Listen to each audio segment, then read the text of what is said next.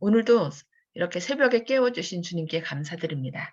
오늘은 83장 엠마오로 가는 길이라는 제목으로 함께 말씀을 살펴보겠습니다. 예수께서 부활하신 날 저물 때에 두 제자가 예루살렘에서 13km쯤 떨어진 작은 마을 엠마오로 가고 있었다.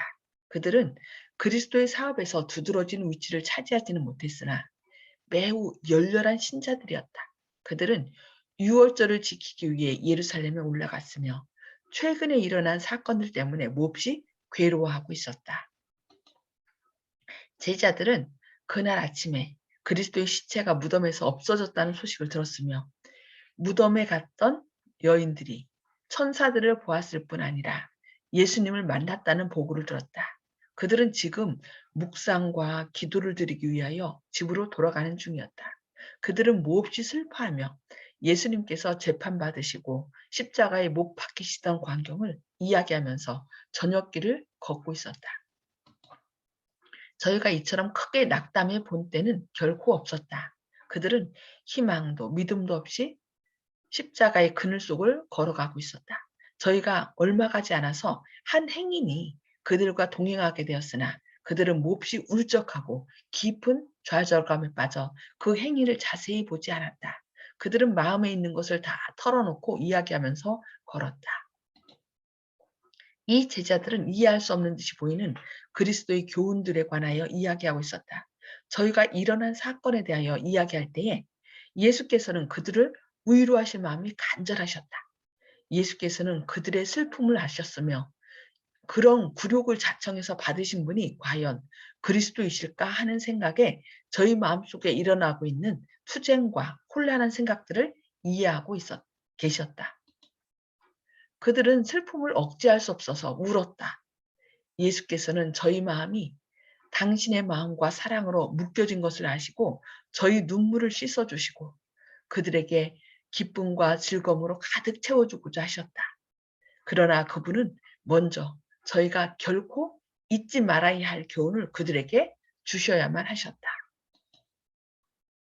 예수께서 이르시되 너희가 길 가면서 서로 주고받고 하는 이야기가 무엇이냐 하시니 두 사람이 슬픈 빛을 띠고 머물러 서더라. 그 한 사람인 글로바라 하는 자가 대답하여 가로되 당신이 예루살렘에 우거하면서 그 일 거기서 된 일을 홀로 알지 못하느냐고 하였다.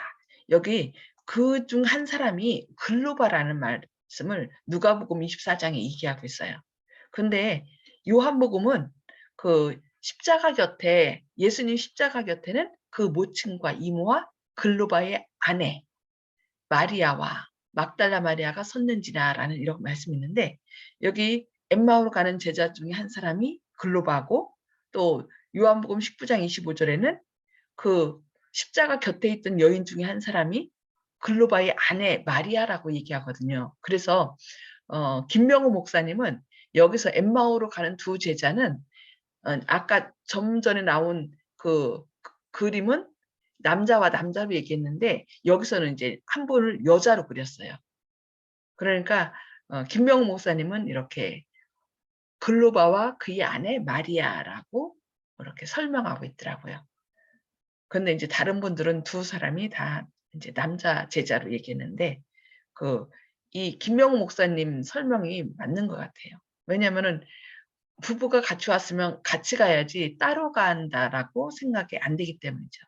한 사람은 글로바고 또 요한은 글로바의 아내가 그 십자가 곁에 있었다라고 얘기했기 때문에 그래서 아마 엠마오 두 제자는 부부가 아니었을까 이렇게 말하고 있습니다. 어 그들은 어쨌든 진짜 부부였는지 아니었는지 모르지만 우리는 이제 성경 말씀들을 갖고서 이렇게 인제 연구하면서 추측할 수 있는데 이 말씀이 맞다면 맞겠죠?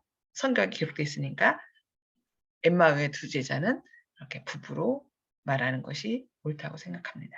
그들은 저희 주님에 대한 그들의 실망을 그들에게 말하면서 그는 어 하나님과 모든 백성의 앞에서 말과 일에 능하신 선지자연을 우리 대제사장과 관원들이 사형 판결에 넘겨주어 십자가에 못 박았느니라고 하였다. 실망으로 인한 쓰라린 마음과 떨리는 입술로 우리는 이 사람이 이스라엘을 구속할 자라고 바랐노라. 이뿐 아니라 이 일이 된 지가 사흘째라고 그들은 덧붙여 말하였다. 제자들이 그리스도의 말씀을 기억하지 못하고 앞으로 성취될 사건의 예언을 깨닫지 못한 것은 이상한 일이 아닌가. 그들은 예수님의 말씀의 마지막 부분도 첫 부분처럼 확실히 성취되어 제3일에 그분이 다시 살아나리라는 것을 깨닫지 못했다. 이것은 저희가 반드시 기억했어야 할 부분이었다. 제사장들과 관원들은 그 말씀을 잊지 않았다. 그렇죠. 그들은 잊지 않았기 때문에 여기 그날은 예비일 다음 날이라. 예비일 다음 날은 안식일이죠.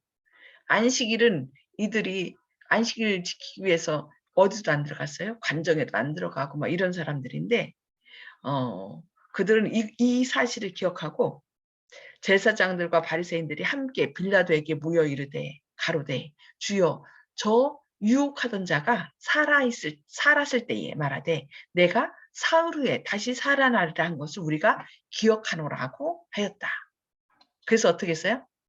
파수병을 세워서 그 무덤을 지키도록 요청한 사건을 볼 수 있습니다. 그러니까 제사장들과 관원들은 그것을 바리새인들은 잊지 않았어요. 예수님이 살아나리라고 말씀하신 것을. 그런데 정작 기억해야 될 제자들은 그것을 까맣게 잊었던 것입니다. 너무나 큰 절망 가운데 가라사대 미련하고 선지자들의 말한 모든 것을 마음에 더디미는 자들이요. 그리스도가 이런 고난을 받고 자기 영광에 들어가야 할 것이 아니냐고 하셨다. 이 행인이 누구시길래 그들의 속마음을 꿰뚫어보고 이 같은 열렬하고 친절하고 동정 어린 희망의 말을 할 수 있었을까 하고 제자들은 경탄했다. 그리스도께서 배반당하신 이후 처음으로 그들은 희망을 느끼기 시작했다. 때때로 그들은 그 동행자를 열심히 바라보고 그의 말이 그리스도께서 하시던 말씀과 똑같다고 생각했다. 그들은 놀라움으로 가득 찼으며 저희 마음은 어떤 즐거운 기대로 고동치기 시작하였다. 그리스도께서는 성경 역사의 바로 첫 장인 모세의 글에서 시작하여 모든 성경에서 당신 자신에 대한 말씀을 설명하셨다. 만일 예수께서 먼저 자기 자신을 그들에게 알게 하셨더라면 그들은 그것으로 만족했을 것이며 따라서 그들은 기쁨에 넘쳐서 더 이상 아무것도 갈망하지 않았을 것이다. 그러나 구약의 의식과 예언을 통해서 주신 예수님에 대한 증거를 저희가 이해할 필요가 있었다. 이 증거들 위에 저희 믿음을 세워야만 했다. 그리스도께서는 그들을 확신시키기 위해서 기적을 행하지 아니하시고 성경 말씀을 설명하셨다. 그들은 그리스도의 죽음으로 자기들의 모든 소망이 산산조각이 난 것으로 생각했다. 그러나 그들은 그것이 저희 믿음을 위해서 가장 힘있는 증거라는 사실을 선지자의 글에서 보여주셨다. 이 제자들을 가르치실 때에 예수께서는 그분의 사명에 대한 증인으로 구약 성경의 중요성을 보여주셨다. 그리스도인이라고 자처하는 많은 사람들이 최근에 구약 성경을 내던지면서 이것은 더 이상 필요치 않다고 주장한다. 그러나 그런 것은 그리스도께서 가르치신 것이 아니다. 예수께서는 구약 성경의 가치를 크게 높이셨으며 한 번은 모세와 선지자들에게 듣지 아니하면 비록 죽은 자 가운데서 살아나는 자가 있을지라도 권함을 받지 아니하리라고 말씀하셨다. 아담의 시대로부터 역사의 마지막 장면에 이르기까지 부조들과 선지자들을 통하여 말씀하신 이는 그리스도이시다. 부조는 신약의 뿐 아니라 구약에도 분명하게 나타나 있다. 그리스도의 생애와 신약 성경의 교훈을 분명하고 아름답게 나타내는 것은 과거에 예언된 것에서 나오는 빛이다. 그리스도의 이적은 그분의 신성에 대한 증거이나 그분이 성경의 구주라는 더욱 힘있는 증거는 구약 성경의 예언들을 신약의 역사와 비교하는 데서 찾을 수 있다. 여기 뭐라 했어요? 그리스도의 이적은 그분의 신성에 대한 증거이나 그분이 세계의 구주라는 더욱 힘 있는 증거는 구약 성경의 예언들을 신약의 역사와 비교하는 데서 찾을 수 있다. 그러니까 더 큰 이적은 뭐예요? 성경에서 구약 성경의 예언들을 통해서 또 신약의 역사와 비교하는 데서 찾을 수 있다. 그래서 우리는 날마다 말씀을 연구하면서 그리스도의 이적을 맛볼 수 있다는 것입니다. 예언을 들어 설명하시면서 그리스도께서는 당신이 인성을 취하시고 그분이 어떤 분이 되기로 되어 있었는지에 대한 바른 견해를 제자들에게 말씀해 주셨다. 사람들의 욕망과 일치하게 보좌를 취하시고 왕권을 잡으리라는 메시아에 대한 그들의 기대는 그들을 오도해 왔었다. 그러니까 사람들이 무엇을 믿느냐에 따라서 그들의 눈이 가려질 수도 있고 떠질 수도 있어요. 그러니까 메시아로서 와서 왕이 될 것이라는 그 바리새인들과 지도자들의 가르침은 그들의 눈을 가리게 된 거죠. 그런 생각은 그분이 가장 높은 곳에서 가장 낮은 자리로 내려오신 데 대하여 올바른 이해를 갖지 못하게 했다. 그리스도께서는 당신의 제자들의 생각이 어떤 면에 있어서 순결하고 참되기를 바라셨다. 그들은 예수님에게 할당된 고통의 잔에 대하여 가능한 한 많이 이해해야만 하였다라고 말씀하고 있습니다. 그분은 저희가 지금까지 이해하지 못하는 그 무서운 투쟁이 이 세상의 기초가 놓이기 전에 세워진 언약의 성취라는 사실을 그들에게 보여주었다. 모든 범법자들이 저희가 범죄를 계속하면 죽을 수밖에 없는 것처럼 그리스도께서도 죽으셔야만 하였다.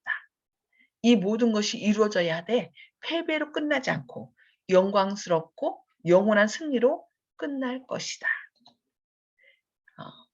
예수께서는 이 세상을 죄로부터 구원하기 위해서는 온갖 노력을 다 기울여야 한다는 사실을 그들에게 말씀하셨다.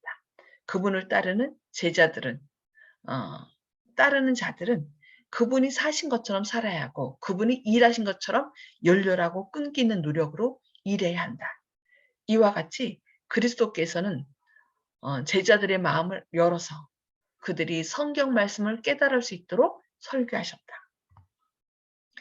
제자들은 피곤했으나 그들의 대화는 지칠 줄 몰랐다. 생명과 보증의 말씀이 그분의 입술에서 흘러나왔으나 아직도 저희 눈은 열리지 않았다. 예수께서 예루살렘의 멸망을 말씀하실 때에 제자들은 눈물을 흘리면서 비운의 도성을 바라보았다. 그러나 그들은 아직도 그들의 동행자가 누구일까 하는 의구심을 전혀 갖지 않았다. 그들이 저희가 나누는 화제의 주인공이 바로 저희 바로 곁에서 함께 걸어가고 있다는 것을 생각하지 못한 것은 그리스도께서 자기 자신을 다른 사람처럼 나타내신 까닭이었다. 제자들은 그분이 큰 절기에 참석했다가 집으로 돌아가는 사람 중에 하나인 줄로 생각했다. 그분은 그들과 함께 매우 조심스럽게 거칠은 돌짝길을 걸어갔으며 이따금 그들과 같이 멈춰 잠시 쉬기도 하였다. 이와 같이 그들이 산길을 따라 걸어갔을 때에 거기에는 얼마 후에 하나님의 우편에 앉으실 분이요 하늘과 땅의 모든 권세를 내게 주셨다고 말씀하실 그분이 그들 곁에 걸어가고 계셨다. 그들이 가는 도중에 해가 져 그 행인이 쉴 곳에 이르기 전에 들에서 일하던 사람들은 집으로 돌아갔다. 제자들이 저희 집에 들어가려고 할 때에 동행하던 행인은 마치 자기의 여행을 계속하려는 듯이 보였다. 그러나 제자들은 그분의 매력을 느꼈다. 저희 심령은 그분에게서 더 많은 것을 듣고 싶어 했다. 여기 바로 앞에 그들의 집에 들어가려고 했다고 그랬죠. 그러니까 아마 이렇게 부부라는 말이 맞을 것 같아요. 그들의 집에 들어가려고 했다라고 했기 때문에. 그러나 제자들은 그분에게 매력을 느꼈다. 그들의 심령은 그분에게서 더 많은 것을 듣고 싶어 했다.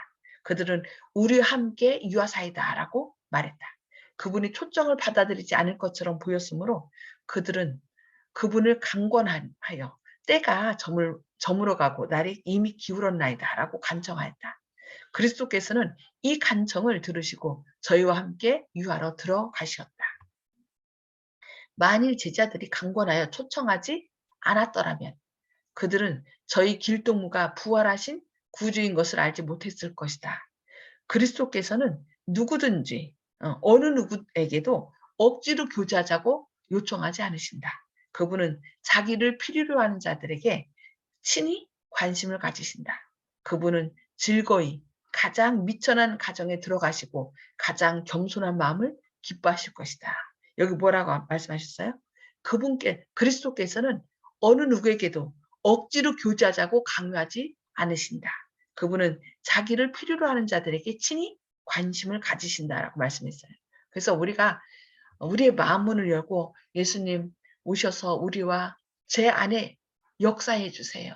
저와 함께 해 주세요라고 요청할 때 즐거이 기꺼이 즐거운 마음으로 우리 마음에 임재하신다고 말씀하셨습니다. 그러나 만일 사람들이 하늘의 손님을 너무 무관심하게 생각하거나 저희와 같이 유숙하기를 그분에게 요청하지 않으면 그분은 지나가신다. 그리하여 많은 사람들이 큰 손실을 당한다. 그들은 예수께서 저희와 함께 길을 걸으셨으나 그분을 알지 못한 그 제자들 이상으로 그리스도를 알지 못하고 있다. 떡으로 만든 수수한 음식이 곧 준비되었다. 음식은 식탁 머리에 앉은 손님 앞에 차려졌다. 지금 그 손님은 음식을 위하여 축사하려고 손을 내미셨다. 제자들은 놀라서 물러갔다. 그 손님은 그들의 주님께서 하시던 똑같은 방법대로 손을 펴셨던 것이다. 제자들은 다시 쳐다보았다. 이제 그들은 그분의 손에 있는 못자국을 보았다. 두 사람은 동시에 이는 주 예수이시다. 그분은 죽은 자들 가운데서 살아나셨다 하고 부르짖었다. 제자들이 예수님의 발 앞에 엎드려 경배하려고 일어났으나 예수께서는 저희 시야에서 사라지셨다. 그들은 최근에 무덤에 누워 계셨던 분이 앉아 계셨던 자리를 바라보며 길에서 우리에게 성경을 풀어주실 때에 우리 속에서 마음이 뜨겁지 아니하더냐 하고 말했다.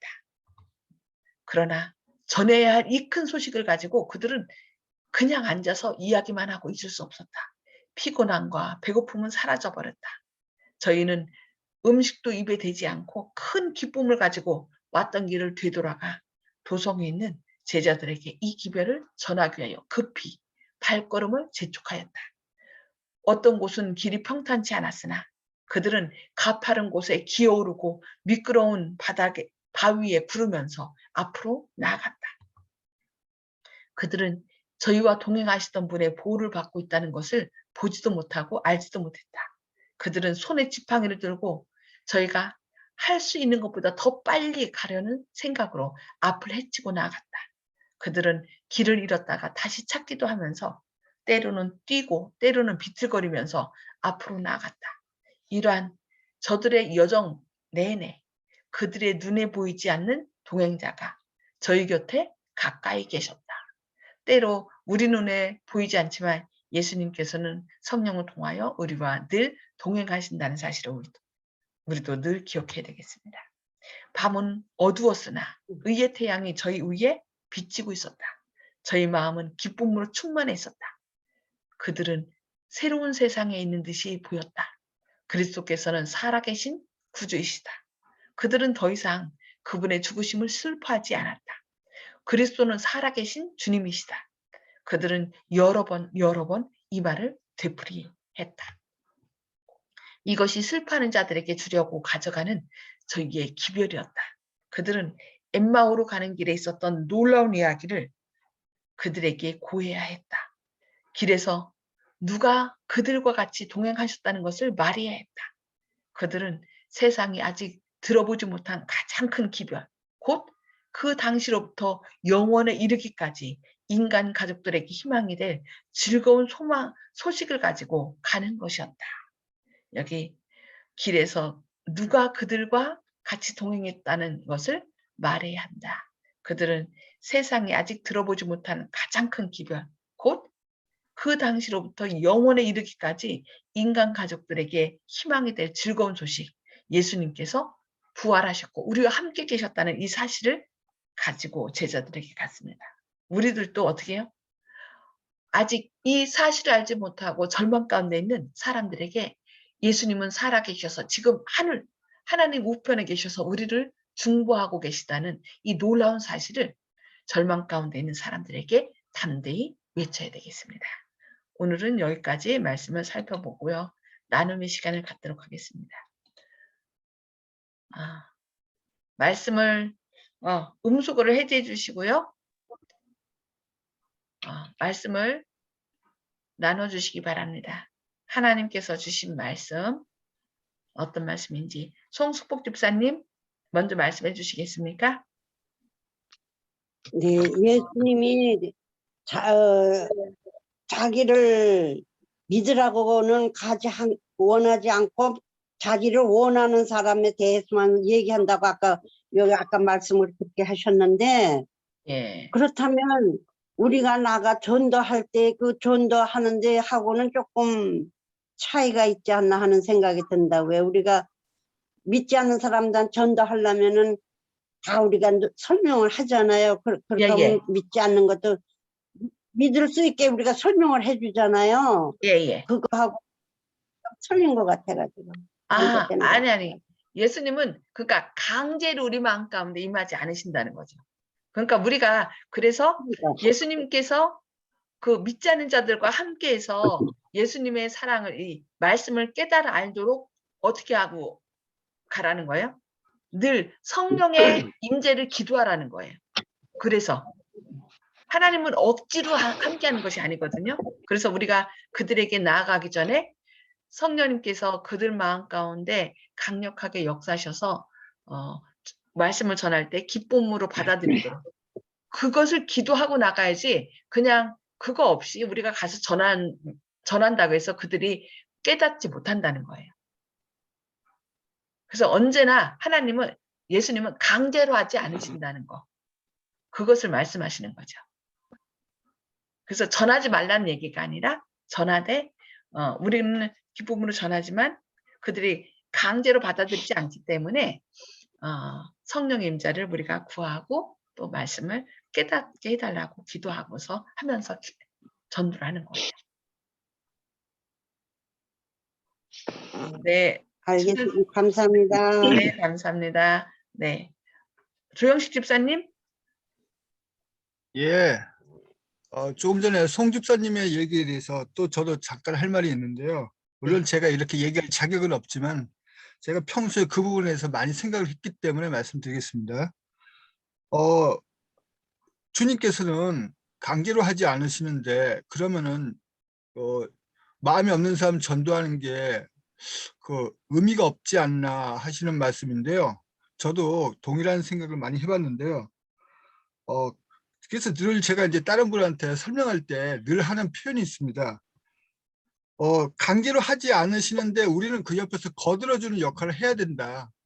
그러니까 우리가 실제로 누구하고 이제 세 사람이 얘기할 기회가 있다 그러면은 한 사람이 어떤 일반적인 어떤 이제 주제에 대해서 별로 관심이 없다. 그러면 말하는 사람이 관심이 없는데 억지로 얘기할 수 없으니까 이제는 걷어들이고 이제는 다른 길로 가려고 하는 경우가 있지 않습니까? 세 사람이 혹시 어떤 주제를 갖고 얘기할 때 드라마 같은 걸 주제로 얘기하는 경우가 있다고 한번 예를 들어봅시다. 그럴 때 세 번째 사람이 중간에 거들어 가지고 어떻게 얘기를 하면은 실망해서 갈렸던 사람이 그 사람이 얘기하는 것 때문에 잠깐 그 자리에 잠시 머물러 있는 경우가 있고 대화 시간이 좀 더 길어지는 경우가 있거든요. 그런 것처럼 주님께서는 한쪽에서 전혀 들을 생각이 없으니까 더 이상 머물러 계실 수 없는데 저희 같은 이제 주님을 믿는 주님의 제자라고 하는 사람들이 거들어 주는 거죠. 왜냐하면 그 주님께서 가시지 않게 명분을 만들어 주는 거죠. 주님께서는 강제로 하시는 분이 아니기 때문에 우리가 대신 주님이 하고 싶은 말씀을 대신 얘기해 주는 겁니다. 그걸 갖다가 주님께 말씀을 드리는 거예요. 그러면 주님께서는 저의 얼굴을 봐서 저희들의 낯을 봐서 저희들의 체면을 생각해서 어쨌든 한 번 더 그 사람에 대해서 기회를 주시는 거거든요. 때문에 그 사람들한테는 한 번 더 기회가 주어지고 그만큼 그 살아있는 시간이 더 늘어날 수 있다는 거죠. 그게 저희들이 해야 할 역할이고, 제가 왜 이런 말씀을 드리냐면은, 제가 왜 여태까지 왜 세상과 버텨서 살았는데 왜 이렇게 40대 후반에 주님을 찾게 됐는지 이걸 곰곰이 생각해 봤었는데, 아, 예전에 장로교 목사 사모지만 제 누님 댁에 갔을 때 이런저런 그분의 이제 말씀과 책을 보고 그게 마음속에 깔려 있었던 것 같습니다. 그래서 주님을 믿지 않고 살았지만은 지나가다가 어느 교회든지 교회 첨탑의 십자가를 보면은 마음에 좀 설레이고, 아, 진짜 주님이 계셨으면 좋겠다. 이 혼란한 세상에서 이런 생각을 늘 갖고 있었어요. 그것이 쌓이고 쌓여서 나중에 어떤 계기가 돼서 폭발해서 주님을 찾아야겠다 하는 생각이 들었던 거거든요. 그러니까 그 전까지는 주님을 찾지 않는 자 속에 제가 그 무리에서 속해 있었던 것이죠. 그렇지만 그 씨앗이 뿌려져 있었기 때문에 나중에 주님을 만날 수 있었기 때문에 우리들이 지금 거절하는 사람들 안에 그런 역할을 해야 된다. 또 그렇게 역할을 하면은 그 사람이 자기는 주님을 믿지 않는다고 생각해도 어느 순간 때때로 주님이 계셨으면 좋겠다 하는 생각을 그분도 하실 수가 있을 거예요. 우리한테는 나 안 믿는다 이렇게 얘기를 하겠죠. 저도 그렇게 얘기했습니다. 전도하는 분한테. 그렇지만 나중에 어떤 계기로 인해서 주님을 찾겠다는 생각이 들었던 것처럼 송집사님의 그 노력이 결코 무익하지 않은 것이라고 저는 생각하고 함께 기도하는 노력을 계속해야 한다고 생각합니다. 고맙습니다. 아멘. 네, 네, 아멘. 감사합니다. 그래서 김기동 지금 목사님 되셨는데 고구마 전도법을 얘기해요. 익을 때 그냥 빨리 익게 하려면은 자꾸 찔러보라는 거예요. 하나님의 말씀으로 자꾸 찌르면은 이제 김이 빨리 들어가서 더 빨리 익는다. 이렇게 고구마 전도법을 얘기하는데, 그리고 전도는요, 그 사람에게 하나님의 사랑을 전하는 것도 있지만, 전도하면서 그 전도자의 마음을 하나님의 품성으로 변화시켜 준대요. 그 사람에 대한 간절한 마음 때문에.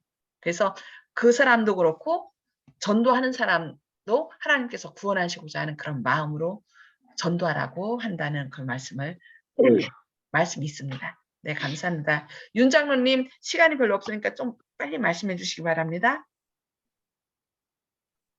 예, 많은 사람들이 예수님의 이적이라든지 어떤 신성에 대한 증거 이런 것을 이제 보면서 예수님을 많이 따라다녔는데 그 위에 믿음은 많이 세우지 못한 것 같아요. 그런데 그 이적보다 더 중요한 것이 구약 성경의 예언이 신약에서 어떻게 이루어졌는지 비교하는 것이다 그랬는데, 우리가 말씀 위에 또 예수님 바로 위에 믿음을 세워야 한다 그랬는데 그렇지 못했기 때문에 그 시련이 왔을 때 다 잊어버리고 이적만을 따라다니지 않았나 하는 그런 생각들을 좀 하게 됩니다. 그래서 우리가 말씀을 더 열심히 연구해야 되겠습니다. 아멘. 감사합니다. 아멘. 맞아요. 이적 중에 이적은 말씀에서, 말씀을 믿지 않으면은 결국 아무리 죽은 자가 살아나도 믿지 않는다라고 말씀했거든요. 그래서 늘 말씀이 내 안에 이루어져서 우리 삶이 변화되는 것이 가장 큰 이적이랍니다. 오늘 또 그런 이적을 체험하셔야 될 것 같습니다. 여기 그리스도께서는 그들을 확신시키기 위해서 기적을 행하지 아니하시고 성경 말씀을 설명하셨다. 그리스도의 이적은 그분의 신성에 대한 증거이나 그분이 세계의 구주라는 더욱 힘있는 증거는 구약 성경의 예언들을 신약의 역사와 비교하는 데서 찾을 수 있다. 예, 우리가 어떤 막 갑자기 변하는 어떤 이적을 구하기보다 하나님의 말씀 속에서 그것을 예수님의 신성에 대한 증거를 찾으시는 저와 여러분 되기를 바라면서 기도하고 개인기도 나누도록 하겠습니다. 기도하시겠습니다. 하늘에 계셔서 저희를 사랑하신 아버지, 오늘도 이렇게 생명을 허락하시고 또 부활을 경험하게 하시니 감사합니다. 주님, 또 오늘 말씀을 통하여 엠마오로 가는 두 제자가 주님에 대하여 서로 슬픔 가운데, 절망 가운데 얘기하면서 갔지만 주님 그 자리에 동행하시면서 주님의 말씀을 풀어서 그들의 마음을 뜨겁게 하고 주님께서 살아나셨음을 말씀을 통하여 깨우쳐 주신 주님의 놀라운 사랑을 인하여 감사합니다. 때로 저희도 절망 가운데 빠지는 것은 주님의 말씀을 믿지 않았기 때문에 그렇다는 것을 기억하고 늘 어떤 이적을 바라기보다 주님의 말씀으로 무장하고 또 구약과 신약을 잘 살피는 가운데 주님의 뜻을 깨달아 알 수 있도록 성령 충만하심을 부어 주시옵소서. 또 오늘 또 말씀을 들고 나갈 때에 먼저 성령님께서 그들 마음 가운데 강력하게 역사하셔서 말씀을 전해질 때 그 말씀을 그들이 기쁨으로 받아들일 수 있도록 저희 마음과 그들 마음 가운데 역사하여 주시옵소서. 주님의 크신 사랑이 오늘 또 저희를 살아 움직이는 생명의 통로가 되게 하여 주시옵기를 바라오며 예수님의 이름으로 간절히 기도합니다. 아멘. 아멘. 아멘. 네, 감사합니다. 오늘 또 말씀으로 승리하시기 바랍니다. 아멘.